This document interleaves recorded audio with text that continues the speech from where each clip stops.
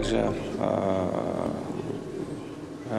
важно. 10 iyunda Türkmenistanyň Bekanun prezidenti Keçiberdi Muhammedow Russiýanyň prezidenti Vladimir Putin bilen duşdy. Keçiberdi Muhammedow Vladimir Putin bilen duşmanyň esasy maksady iki döwletiň arasyndaky strategik, söwda we diplomatik bilim gatnaşyklary we ýene-de bir näçe meseleleri maslahatlaşyp Russiýa bilen Türkmenistan arasyndaky ähli tarap bilen gatnaşyklary mundan beýlekde östürme ugrunda gepleşik geçirse-de, ýöne bu gepleşiň arkasynda Türkmenistan tarapy öz diktatorluk häkimiýetini aýakda tutup, türkmen halkynyň aýaklanmasyndan goranmak üçin Rus rejiminden kömek sorandygy ma'lum boldy.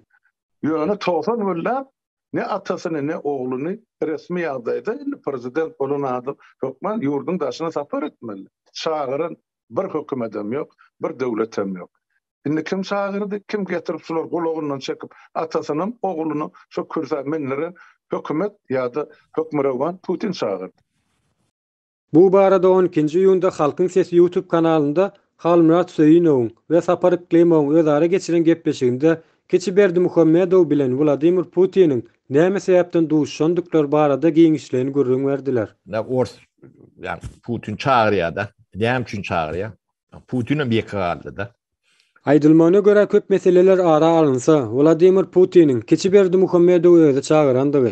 Munyň sebäbi bolsa, Russiýanyň Ukraina topraklaryny basyp almaklary üçin eden çalışynda Rus tarapynyň harby ýarak teknikasynyň sanatydan azalmagy esasynda Türkmenistan tarapyndan bir wagtky Sowet döwründen galan harby ýarak teknikalaryny isleg bildirýändigi we başga da Rus döwletine bähwitli bolan esasy meseleler barada söz alyşyp şertnama baglanşandyklary görkezilýär. Участие в качестве оператора проекта освоения нефтегазоконденсатного месторождения Достлук в Каспийском море.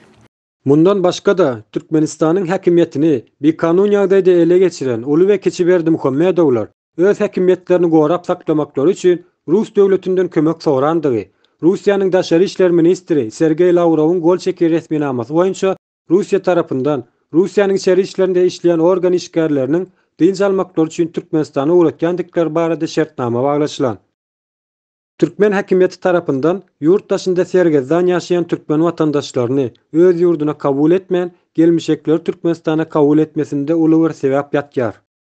Gol çekilşen resminamanyň maksady türkmen hökümetiniň türkmen halkyna däl-de şol türkmen halkynyň gan düşmany bolan gelmişek ruslara hyzmat edýändiginiň we öz bähwitleri üçin türkmen döwletiniň mukaddes topragyny we halkyny gelmişek ruslara satýandygynyň ýene bir suwtnamasy bolup durýar.